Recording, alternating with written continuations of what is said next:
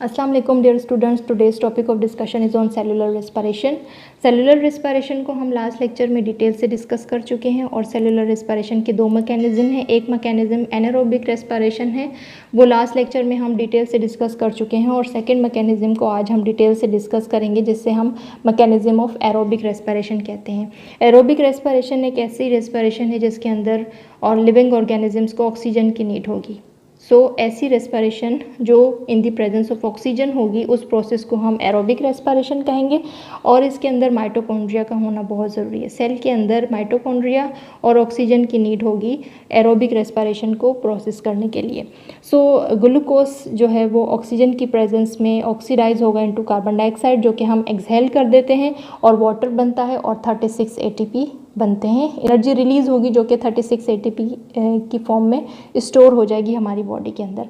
अब ये जो 36 ATP स्टोर्ड फॉर्म में हमें मिलेगी, ये 36 ATP जो है वो इन 4 फेजेस से गुजरकर हमें मिलती है, जो कि हम लास्ट इलेक्ट्रॉन ट्रांसपोर्ट चेन के अंदर काउंट करके समझेंगे। 4 मेन फेजेस होंगे, जो कि फर्स्ट है ग्लाइकोलिसिस, सेकंड है ऑक्सीडेशन ऑफ पायरुवेट, थर्ड है क्रेब्स साइकिल और फोर्थ है इलेक्ट्रॉन ट्रांसपोर्ट चेन। आज के लेक्चर में हम ग्लाइकोलिसिस को डिस्कस करेंगे। जो पहला फेज़ है, ग्लूकोज की ब्रेकडाउन होगी। Glyco means glucose and lysis means breakdown. तो ग्लाइकोलाइसिस के अंदर जो है वो 10 रिएक्शंस हैं और 10 रिएक्शंस जो है वो 2 फेजेस में कंप्लीट होंगे।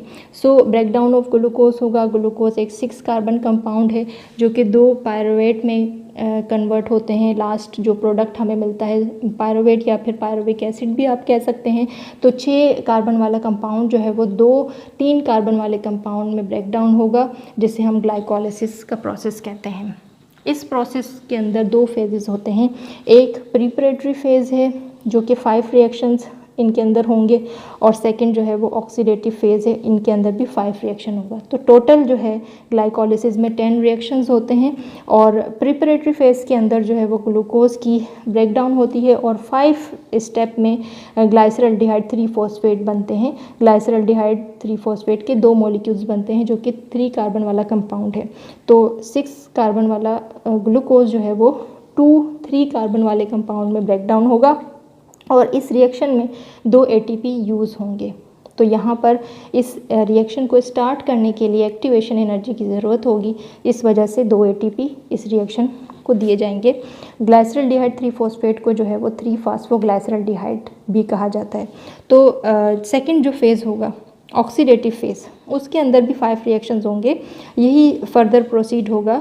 ग्लाइसरल्डिहाइड 3-फॉस्फेट जो है वो 5 रिएक्शंस कंटिन्यू करते लास्ट में 2 पायरुवेट के मॉलिक्यूल्स बनाएंगे जो कि 3 कार्बन वाला कंपाउंड है। 2 3 कार्बन वाले कंपाउंड बन जाएंगे जो कि इनका लास्ट प्रोडक्ट है।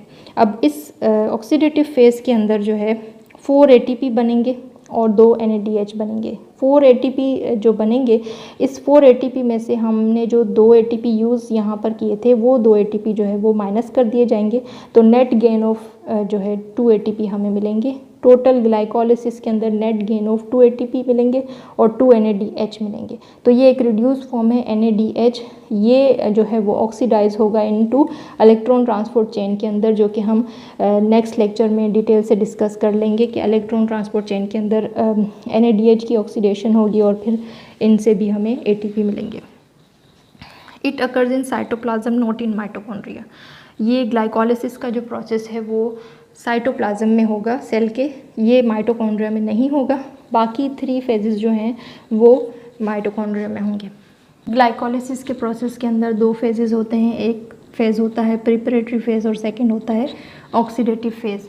प्रिपरेटरी फेज़ के अंदर ग्लूकोज की फर्स्ट फॉस्फोराइलेशन होती है, यानी कि ग्लूकोज के अंदर ATP यूज़ होते हैं। ATP इसलिए यूज़ होते हैं क्योंकि इस रिएक्शन को स्टार्ट करने के लिए एक्टिवेशन एनर्जी की ज़रूरत होगी, जो कि ATP से मिलेगी। यहाँ पर ATP यूज़ होंगे, तब जाकर ग्लूकोज जो है वो ग्लूकोज 6-फॉस्फेट में कन्वर्ट होगा। तो यहाँ पर फॉस्फोराइलेशन हो रही है, यानी कि फॉस्फेट की एडिशन हो रही है। तो ATP में से एक फॉस्फेट आइंस ग्लूकोज के कार्बन नंबर 6 पर जाकर अटैच होगा, जिसे हम ग्लूकोज 6-फॉस्फेट फॉस्फेट कहेंगे।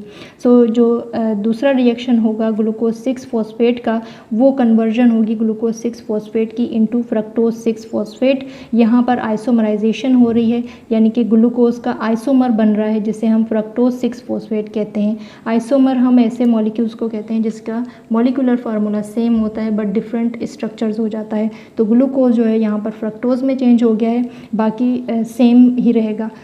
ग्लूकोज की आइसोमराइजेशन होगी ये फ्रक्टोज 6 फॉस्फेट में, और यहाँ पर थर्ड स्टेप के अंदर दोबारा से फॉस्फोराइलेशन होगी, यानी कि यहाँ पर दोबारा से एटीपी यूज़ होंगे, और यहाँ पर फॉस्फोराइलेशन का मतलब फॉस्फेट आयंस की अटैचमेंट होगी।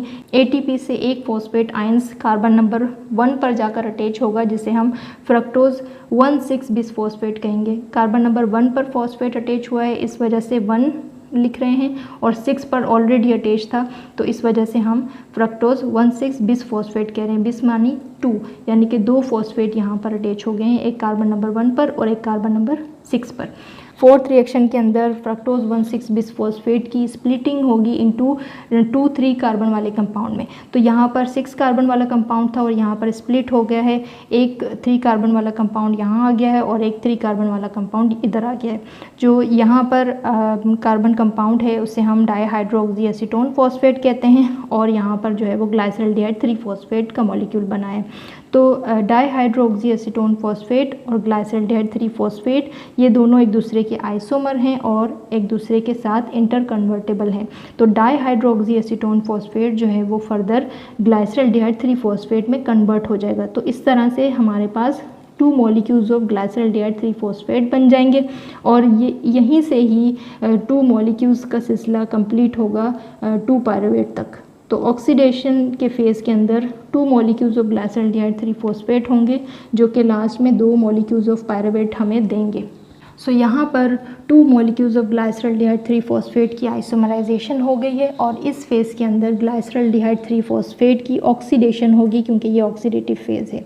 यहाँ पर ग्लाइसरल्डिहाइड 3 फॉस्फेट ऑक्सीडाइज होगा और NAD जो है वो रिड्यूस होगा। आप लोगों को मालूम है जब एक मॉलिक्यूल की ऑक्सीडेशन होती है तो दूसरा रिड्यूस होता है। तो यहाँ पर 2 मॉलिक्यूल्स ऑफ ग्लाइसरल्डिहाइड 3 फॉस्फेट हैं, इस वजह से NAD जो है वो NADH में रिड्यूस हो जाएगा, और ऑक्सीडेशन के नतीजे में यहाँ पर 2 फॉस्फेट आयंस की एडिशन होगी जिसे हम फॉस्फोराइलेशन कहते हैं। फॉस्फेट आयंस यहाँ पर एनर्जी मिलेगी और 2 फॉस्फेट आयंस सेल के अंदर से यहाँ पर इस रिएक्शन में ऐड होंगे, और ये जो 2 फॉस्फेट हैं 2 मॉलिक्यूल्स के कार्बन नंबर 1 पर जाकर अटैच होंगे। इस वजह से हम इसे 1,3 बिस फॉस्फोग्लाइसरेट कहेंगे।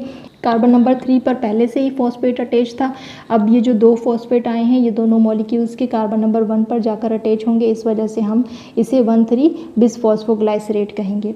अब जो 2 फॉस्फेट आयंस कार्बन नंबर 1 पर अटैच हुए थे वही 2 फॉस्फेट आयंस जो हैं वो ADP के पास जाएंगे और ATP में कन्वर्ट होंगे। इस रिएक्शन में ATP की फॉर्मेशन होगी। जो 2 फॉस्फेट आयंस अटैच हुए थे वो 2 फॉस्फेट आयंस चले जाएंगे, ATP की प्रोडक्शन करेंगे, और उसके बाद 3 फॉस्फोग्लाइसरेट बनेगा। 3 फॉस्फोग्लाइसरेट यानी कि कार्बन नंबर 3 पर एक फॉस्फेट अटैच है जिसे हम 3 फॉस्फोग्लाइसरेट कह रहे हैं। यहाँ पर आइसोमराइजेशन होगी, 3 फॉस्फोग्लाइसरेट जो है वो 2 फॉस्फोग्लाइसरेट में कन्वर्ट होगा, और 2 फॉस्फोग्लाइसरेट जो है वो फर्दर यहाँ पर डिहाइड्रेशन होगी। यहाँ पर 2 वाटर मॉलिक्यूल्स यहाँ पर रिमूव हो जाएंगे। 2 फॉस्फोग्लाइसरेट के 2 मॉलिक्यूल्स में से 2 मॉलिक्यूल्स हैं इसलिए 2 वाटर मॉलिक्यूल्स यहाँ पर रिमूव हो जाएंगे, और 2 मॉलिक्यूल्स ऑफ फास्फोइनोल पायरुवेट बनेगा। 2 मॉलिक्यूल्स ऑफ फास्फोइनोल पायरुवेट के अंदर से 2 फॉस्फेट आयंस यहाँ पर रिमूव हो जाएंगे, ADP के पास जाएंगे, और ADP से 2 ATP बनेंगे। तो यहाँ पर भी फॉर्मेशन ऑफ ATP होगी, और लास्ट में 2 मॉलिक्यूल्स ऑफ पायरुवेट बनेगा। अब ये पायरुवेट जो है ऑक्सीजन की प्रेजेंस में एरोबिक रेस्पिरेशन की तरफ जाएगा, और अगर एनारोबिक रेस्पिरेशन है, ऑक्सीजन की प्रेजेंस नहीं है, तो एनारोबिक रेस्पिरेशन का पार्ट बनेगा ये 2 पायरुवेट के मॉलिक्यूल्स। ऑक्सीडेटिव फेज़ में 2 ATP यहाँ पर फॉर्मेशन हुई है और 2 ATP की यहाँ पर फॉर्मेशन हुई है। टोटल 4 ATP की फॉर्मेशन हुई है। एक ATP यहाँ पर यूज़ हो गया था, एक ATP यहाँ पर यूज़ हो गया था, तो टोटल यहाँ पर प्रीपरेटरी फेज़ के अंदर 2 ATP यूज़ हुए हैं। तो 4 ATP में से जो 2 ATP यूज़ हो चुके हैं प्रीपरेटरी फेज़ के अंदर उसे हम माइनस कर देंगे, 4 में से 2 माइनस करेंगे तो हमें 2 ATP नेट गेन मिलेगा।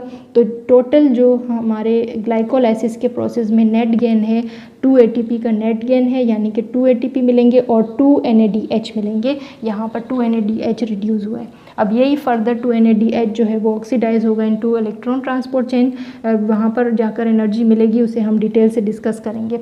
सो होपफुली कि आपको इस लेक्चर के बारे में समझ में आ गई होगी, और इस लेक्चर के हवाले से कोई क्वेश्चंस हैं तो आप कमेंट सेक्शन में कर सकते हैं। Thank you so much for watching. अल्लाह हाफिज़।